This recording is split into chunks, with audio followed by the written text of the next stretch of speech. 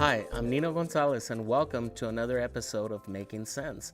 Well, I've got my co-host here, Monica, and welcome again. Thank And you. we're gonna do a show now about taxes. And it's tax season, and a lot of people maybe have already filed, and sometimes they pay Right. to file. If you make under a certain amount of money, you don't have to pay. Right. And it's with the simple tax No, no, not situations? even. Not even. It's with Okay, others. Okay. yes, you can do it with others because it's usually income based. Okay. So, have you heard of VITA? Vaguely, but yes. Okay.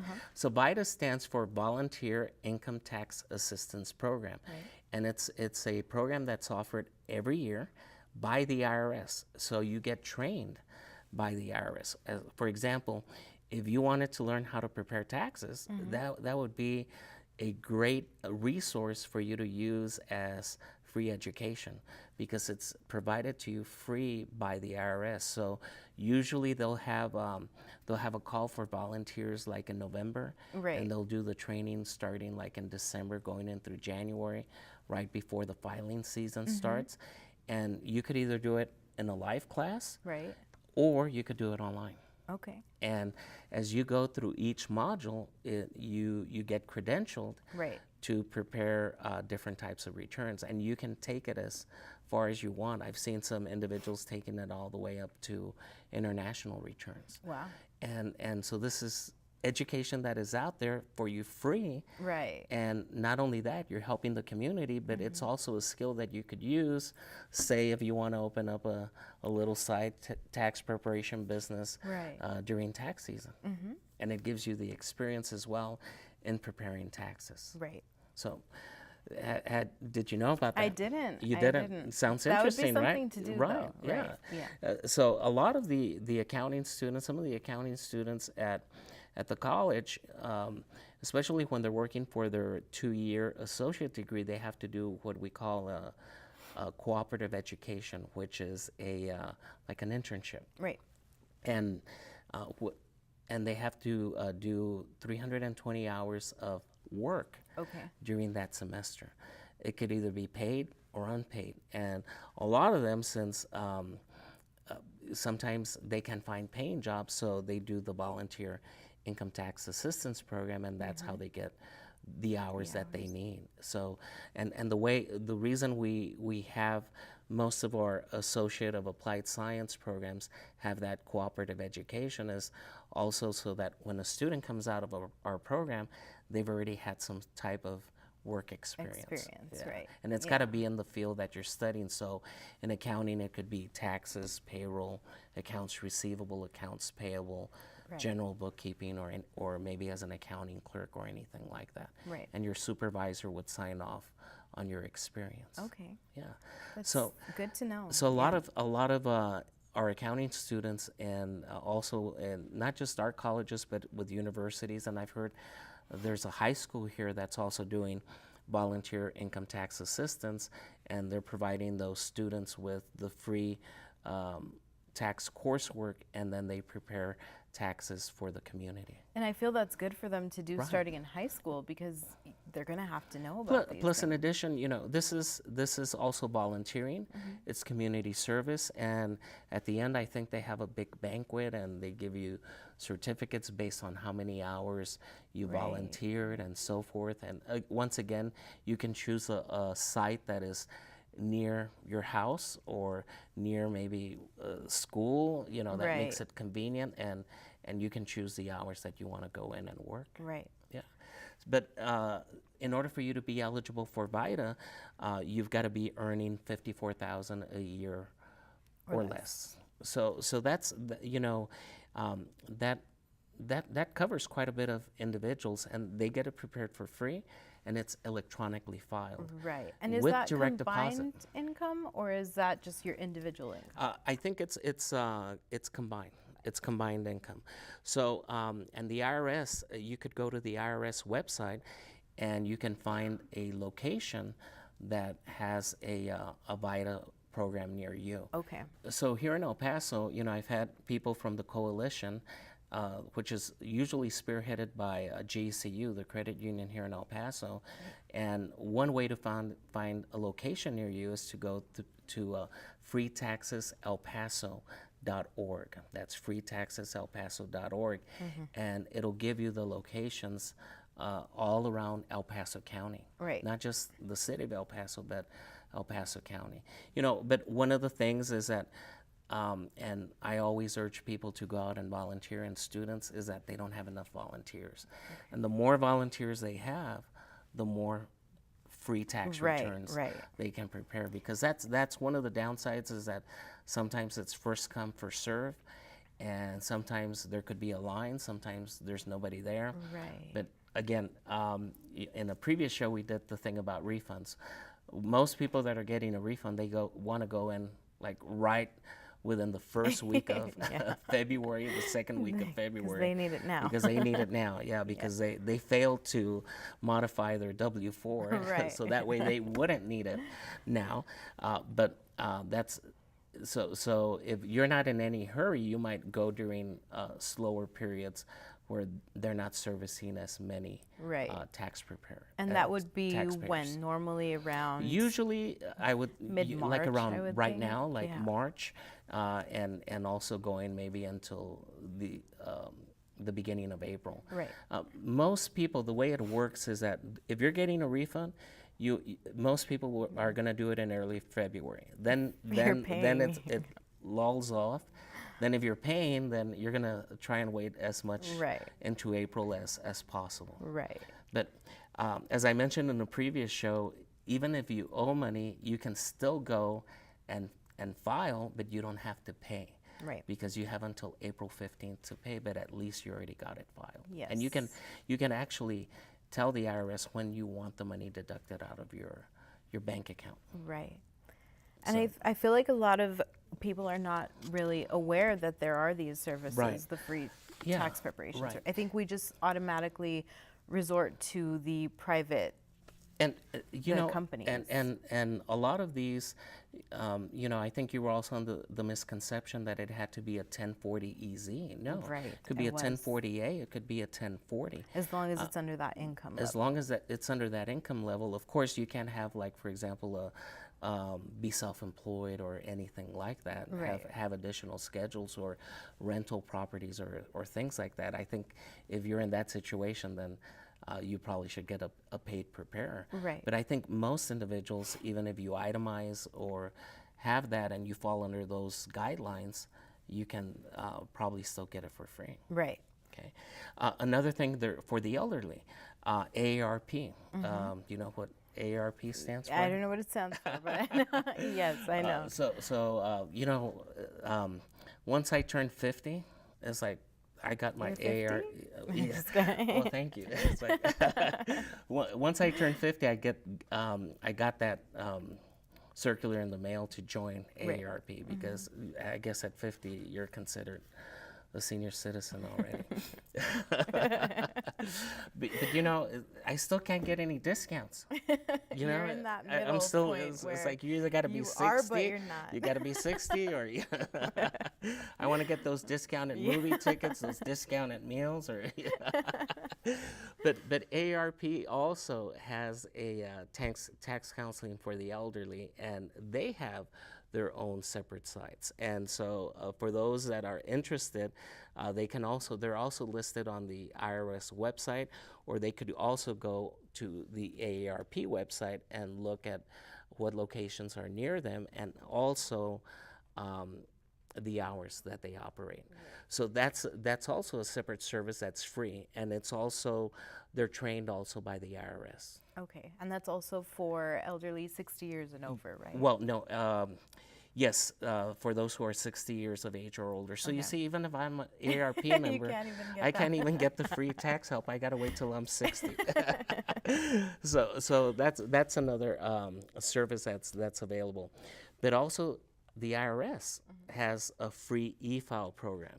And what they do is they work with a lot of the major tax software programs, and they have a listing on their website, and basically it'll direct you direct you to that tax preparation software website. Right. And if you have a little bit of knowledge of preparing your taxes and you fall under an income guideline, and I think this is if your income is below 66,000, Right. then you have the ability to do that for free Yes. on your own, and you can electronically file.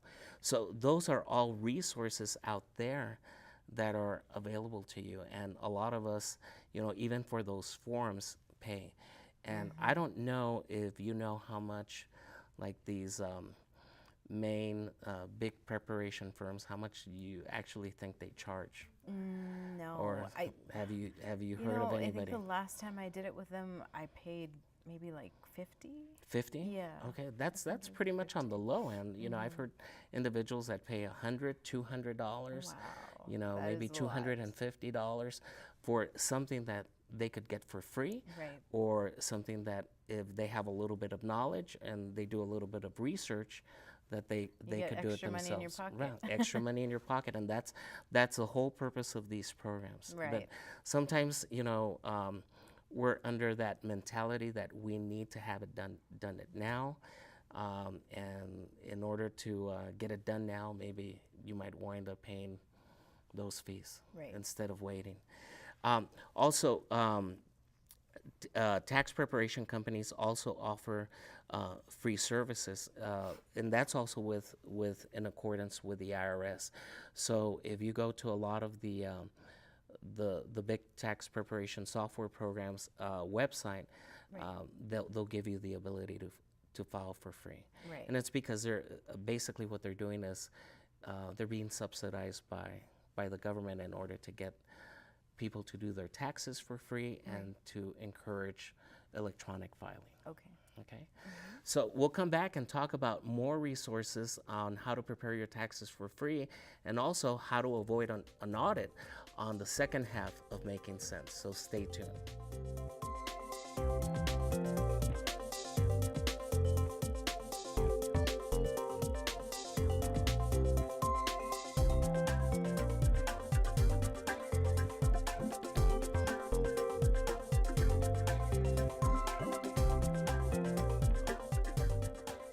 Welcome to the second half of Making Sense, and Monica and I were talking about getting your taxes done for free, that there's a lot of resources.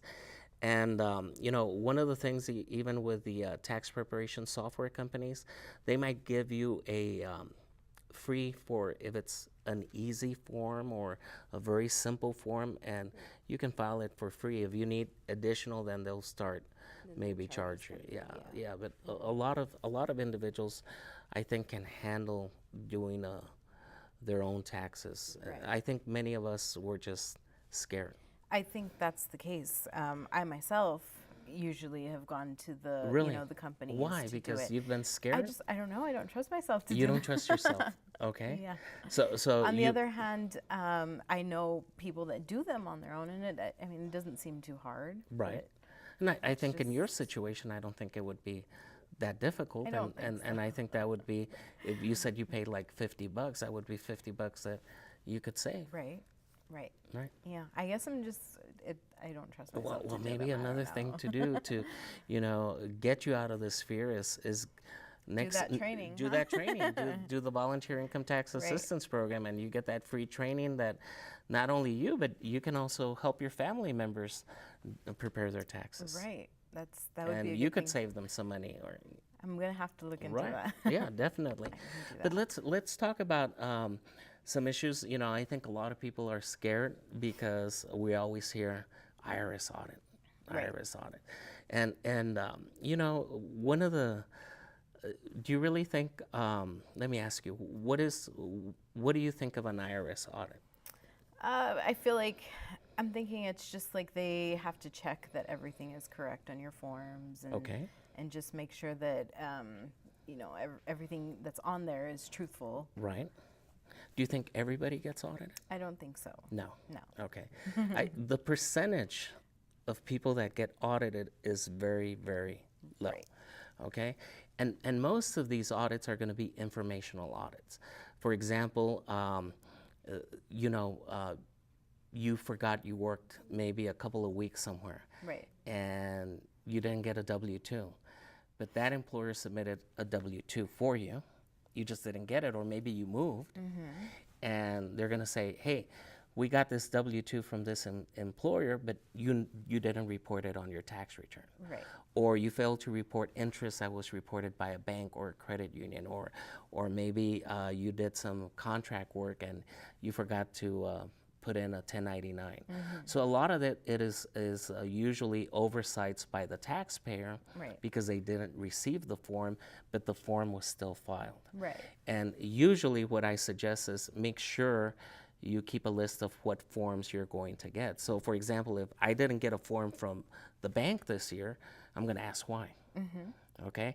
And a lot of times, sometimes they don't send them out anymore. They put them up on their website where you can electronically download it. Right. So we got to be aware of whether a form was filed or not. But a lot of those are informational audits, and Right. nobody comes knocking at your door. They usually do it by mail. So they'll send you a letter and saying, hey, you know, or maybe you didn't know, and maybe somebody's using your social security number, your Right. identity, and it's not you. So a lot of those are informational audits. Right. Okay, so that's the majority is those informational audits, and especially when you're claiming these credits, like the earned income tax credit, which has been abused by a lot of people. And I think on another show, what did you call it? Borrow a kid, borrow a kid borrow a child for during tax season. Yeah. Everyone's looking for right. kids. Everybody's looking for kids, and then we don't need them anymore. But there's a lot of fraud in that. Yes. There's a lot of fraud in that, and so if, for example, if 1 year, hey, you know, I've been claiming these dependents, and all of a sudden I have 2 others. Raises red flags. Why? Why? You know, and they might ask me for proof Right. that they were actually my dependents and they fall under the dependency rules Right. for the IRS. So those are red flags. Yes. Another thing that I mentioned in a previous show is hiring the wrong tax preparer. There's a lot of fraudulent tax preparers, and usually because they might get into a scheme with the tax preparer, or they're just defrauding Right. the tax preparer, and the IRS monitors tax preparers, and they have quality control assurance and all of that, and they have a listing of tax preparers by zip code or by city, and those that the IRS recognizes as tax preparers, and then some of them have to take continuing education, and if they've taken the continuing education to be continued to be a tax preparer. So there's different levels that you can take a look in there and seeing if maybe they're under disciplinary action. Right. Because usually if there's a return that was prepared by an unethical or, you know, a wrong tax preparer, usually all the returns that they prepared are probably going to be audited. Yes, right. yeah, to make sure that they were done correctly. Right.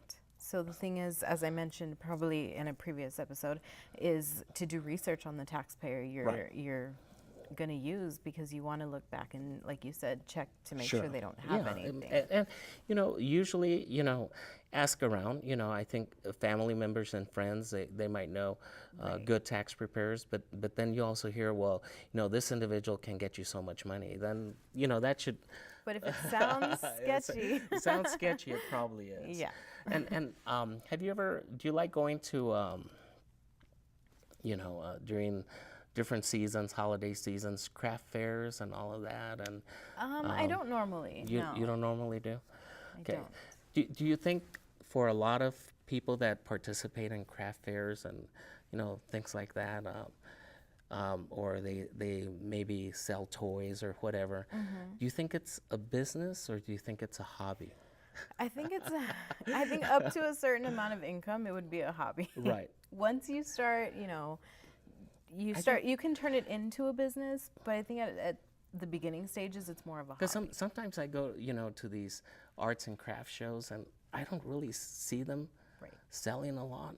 you know. No, I and actually have family that does that. okay, My or aunt, make soaps or yeah. whatever. Yeah, my Okay. aunt actually does that, and she does go and participate. She has a booth at the craft Right. fairs, and she'll. Is it a business or is it a hobby? Does Hers is she a make hobby. Okay. Hers Okay, is a good. hobby. I have another aunt that actually does baking, and she was actually starting to turn that into a business. Okay. So I think there's a transitioning Right. where it goes There is from a a hobby transition. to a And, business. and what happens is that the IRS, the red flag is saying your hobby is a business. Right.